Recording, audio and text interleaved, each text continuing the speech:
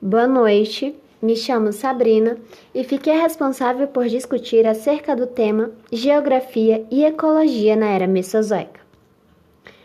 Antes de iniciarmos, é importante destacar a etimologia da palavra Mesozoica, onde meso significa meio e zoico significa vida, meia-vida. Esta era sucede à Era Paleozoica, que significa vida antiga, e precede à Era Cenozoica, que significa vida nova. Ela se encontra no meio entre essas duas eras. Ela compreende ao período de tempo entre aproximadamente 250 a 65 milhões de anos atrás. É marcada pelo surgimento dos dinossauros, por isso ela ficou também muito conhecida pelo nome de Idade dos Dinossauros. É nessa era também que surgem as primeiras plantas com flores e as primeiras aves. Ela é dividida em 3 grandes períodos, que são o Triássico, Jurássico e o Cretáceo. Aí abaixo na imagem apresenta o período de tempo correspondente a cada um deles. O período Triássico é ele que dá início a essa era, a Era Mesozoica. Ele aconteceu após o período Permiano da Era Paleozoica. Esse período de tempo entre o período Permiano e o Triássico foi marcado pela maior extinção em massa que já ocorreu. Houve o desaparecimento de várias espécies de plantas e animais, deixando a biosfera pobre em biodiversidade. Logo depois surgiram os arcossauros, que dominaram a Terra, que são esses animais representados na imagem 1.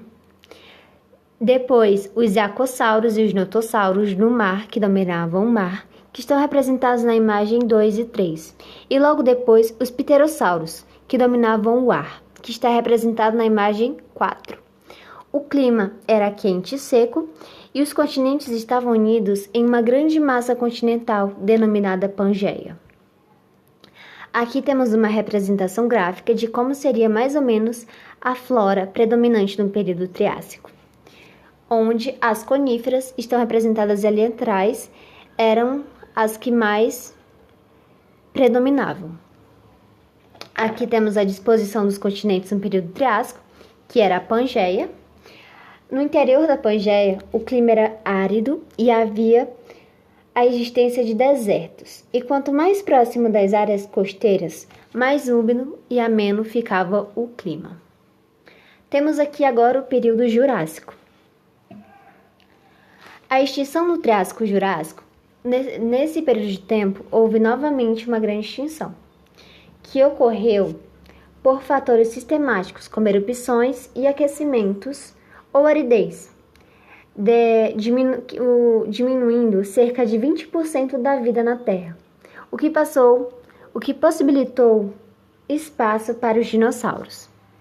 Nesse período, os dinossauros eram os senhores da Terra, exibindo grande diversificação em suas formas herbívoras, que são os ortíqueos e os saurópodes, que estão representados na imagem 1 e imagem 2, respectivamente, e formas carnívoras, que são os terópodes, que estão representados na imagem 3. Houve o rompimento da Pangeia, o clima era quente e úmido. Aqui temos a disposição dos continentes, onde a Pangeia se dividiu em 2 grandes partes, que é a Laurásia ao norte e a Gondwana ao sul.